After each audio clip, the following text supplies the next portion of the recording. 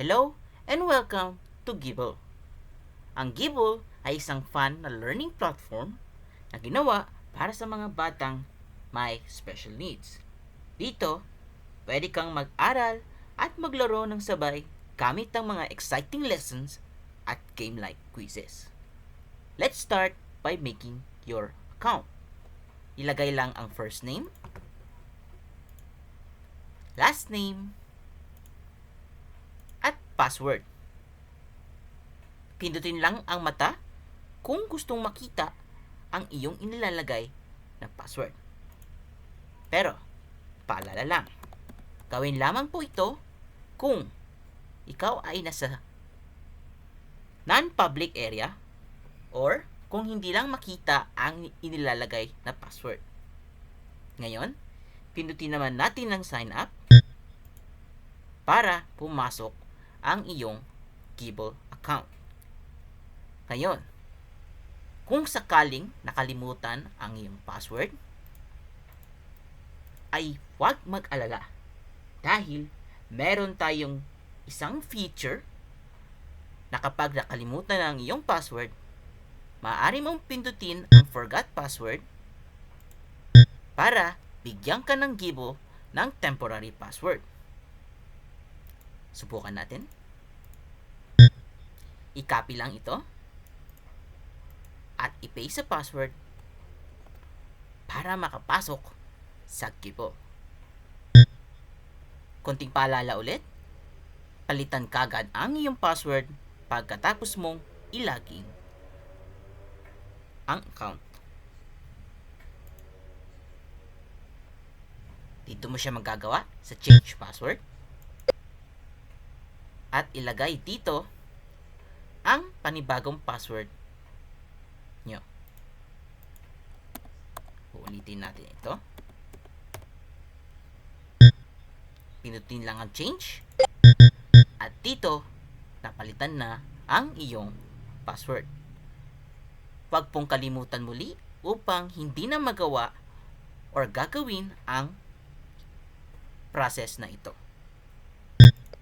Ngayon, diretso naman tayo sa main lobby. Dito ka pipili kung anong subject ang gusto mong pag-aralan. Lahat ng subjects dito ay ginawa especially para sa mga batang may special needs. Sa ngayon, meron tayong communication skills, number skills, life skills, at functional academics. Pumili ka lang kung ano ang gusto mo. Pwede kang mag-aral ng kahit anong lesson, sa kahit anong subject, at kahit kailan mo gusto. Ngayon naman, ay punta tayo sa shop. Dito ka makakabili ng special items na makakatulong sa iyo sa mga quizzes. Kita mo yung KP sa taas? Ito.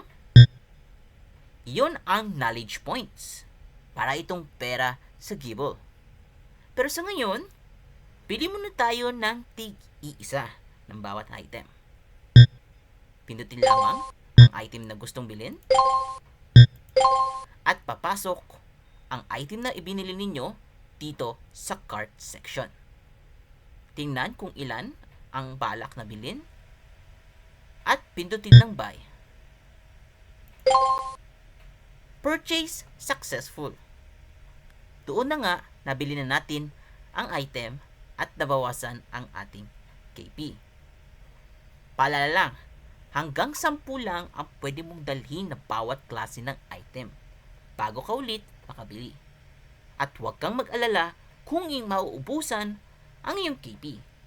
Dahil tuwing matatapos mo ang quiz, makakakuha ka ulit ng KP base sa score mo.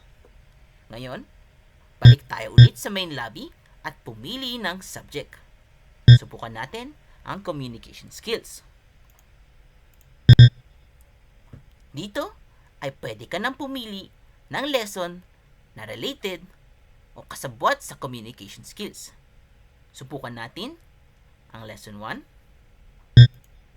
At dito, makakapasok ka na sa lesson page.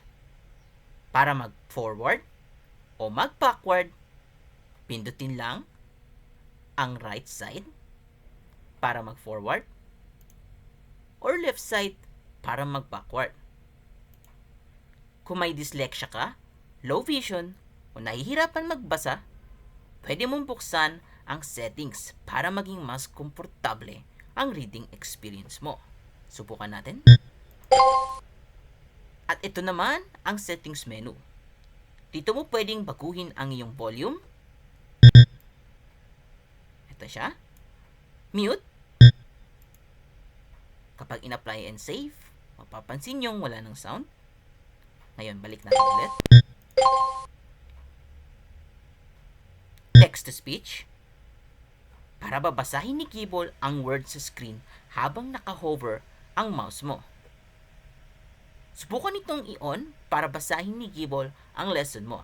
At kung gusto mong patayin, pwede mo naman i-turn off anytime.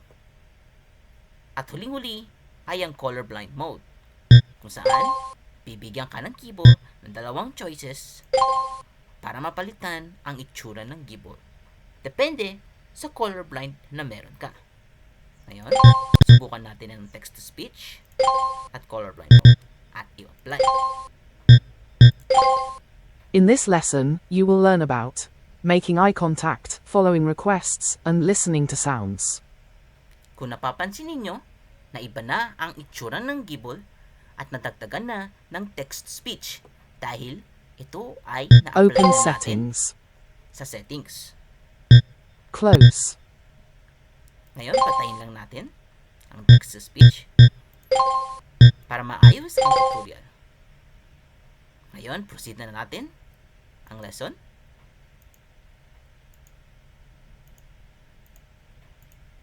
At dumiretso sa quiz. Ngayon, oras naman para sa quiz. Bawat quiz ay may 10 questions. Sa baba ng screen, makikita mo ang items mo sa left side. Ito siya. Ang power-ups mo sa right side. Ito siya. At ang KP mo sa gitna. Magsisimula tayong lahat sa 100 KP. At madadagdagan lamang ito ng 10 KP kung at tuwing tama lang ang sagot mo. Pero mababawasan din ng 10 KP ang iyong KP kapag bali ang sagot. Para sumagot, tingnan mo lang ang mga shapes sa baba. Bawat shape ay may katumbas na sagot. I-click mo lang ang shape na sa tingin mo ay tama. Kung gusto mong gumamit ng item o power-up, i-click mo muna ito bago ka pumili ng sagot. At kung gusto mong malaman kung para saan ang isang item, i-hover mo lang ang mouse mo at lalabas ang description nito sa gitna. Ito siya. 50-50 removes 2 incorrect answers. Subukan natin. So, kung makikita ninyo, natanggal ang mga sagot na hindi naman talaga tugma sa tanong o question. Itong mga shape na to ang nagsisimbolo ng sagot dito sa question. Ngayon, subukan natin tong question 1. When greeting a person, what should you do? Dahil nga natanggal ang triangle at X, ang dalawang posibleng sagot dito ay circle or square. Circle for look into their eyes or square for none of the above. Ngayon, ang tamang sagot dito ay yes, look into their eyes. So kung mapapansin nyo nga, nadagdagan ng KP ang ating total KP from 100 to 110. Ngayon, bago tayo mag-proceed, pag-usapan naman natin ang emotion tracker. Kapag inon mo ito, hihingi si Gable ng permisyo para gamitin ang webcam at basahin ang facial expressions ng bata habang sinasagutan nila ang quiz. Ay available lang ito sa laptops at desktops.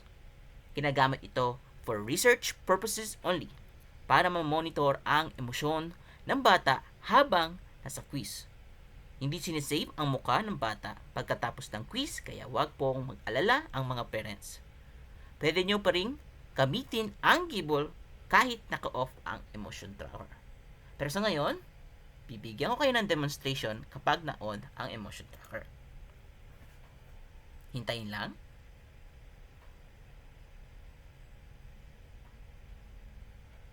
Ito na po. Kung makikita ninyo, makikita natin ang mukha ng bata sa camera na available dito sa keyboard or kung anong nakakonect sa device ninyo. Ngayon, patayin natin ang emotion tracker. At diretso tayo sa question or sa quiz. Ngayon, hindi ko sasabihin ang mga tamang sagot per quiz. Kaya, pipindot lang ako ng square para ma-proceed sa quiz.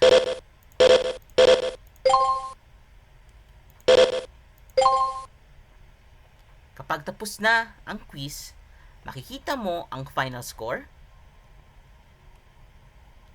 pati na rin ang last score mo kung nag-retry ka or umulit ng quiz. Makikita mo rin ang final KP, ito siya, na madadagdag sa account mo at pwede mo itong gamitin para bumili ng items sa shop. Mayroon ding quiz analysis na nagpapakita ng mga sagot mo at ang tamang sagot dito sa right side. So kung mapapansin nyo nga, dito ipapakita ang mga tama o maling sagot na inyong nilagay. Mayroon ding quiz analysis na ito nga na sinabi ko. So, kung naka-on ang text-to-speech, babasahin ni Gibble ang results para sa inyo. Sa ngayon ay nakapatay ito kaya wala kayong maririnig. Kaya pasensya na pa. So, pagkatapos, pwede ka nang bumalik sa lesson page. Ito siya, back to communication lessons. Sinisave ng Gibble ang quiz scores mo at kung naka-on ang emotion tracker, sinisave din nito ang emotions mo. Reminder na ginagamit lamang po ito for research purposes only. So, pindutin na natin. At babalik ka na ulit sa lesson selection ng communication skills or kung anong lesson or subject ang ipinili ninyo. So, balik tayo sa main lobby. At doon na po magtatapos ang lahat. Thank you po for watching the tutorial at sana ay ma-enjoy nyo ang pag-aaral with Gibble. Dito na po magtatapos ang tutorial.